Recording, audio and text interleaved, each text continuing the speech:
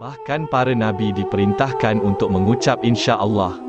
Para nabi dan rasul adalah pesuruh Allah Subhanahu wa taala di muka bumi ini. Mereka adalah orang-orang yang dicintai Allah. Mereka membawa risalah untuk berdakwah kepada manusia supaya menyembah Allah semata-mata dan tidak menyekutukannya dengan sesuatu pun. Walaupun Allah sayangkan mereka, tidak semestinya Allah Subhanahu wa taala merealisasikan apa yang mereka harapkan. Mereka masih digalakkan untuk mengucap insya-Allah dengan kehendak Allah apabila mereka bercita-cita untuk sesuatu.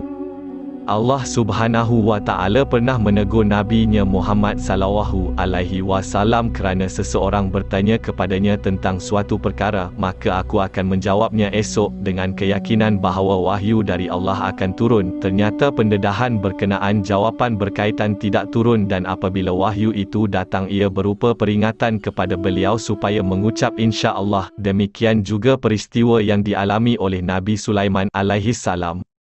Nabi sallallahu alaihi wasallam bersabda, Sulaiman bin Daud alaihi salam pernah berkata, sungguh aku akan menggilirkan 100 isteri pada malam ini. Kesemua mereka akan melahirkan anak-anak yang mahir berkuda yang akan berperang di jalan Allah.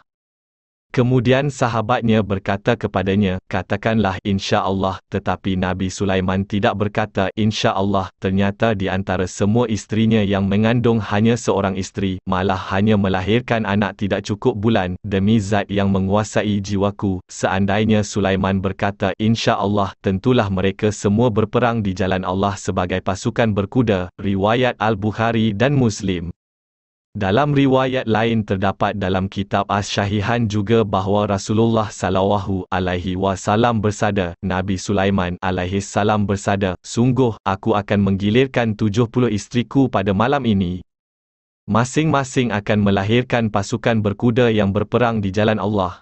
Tapi dia tak cakap insya-Allah. Kemudian dia berpaling kepada mereka. Ternyata satu-satunya isteri yang hamil yang melahirkan anak tidak cukup bulan. Kemudian anak itu dibawa ke kursi Nabi Sulaiman alaihi salam, lalu diletakkan di atas pangkuannya. Demi Zat yang menguasai jiwaku, jika Nabi Sulaiman alaihi salam mengatakan insya-Allah, nescaya mereka semua akan berperang di jalan Allah sebagai pasukan berkuda. Ini sebagaimana firman Allah Subhanahu wa taala.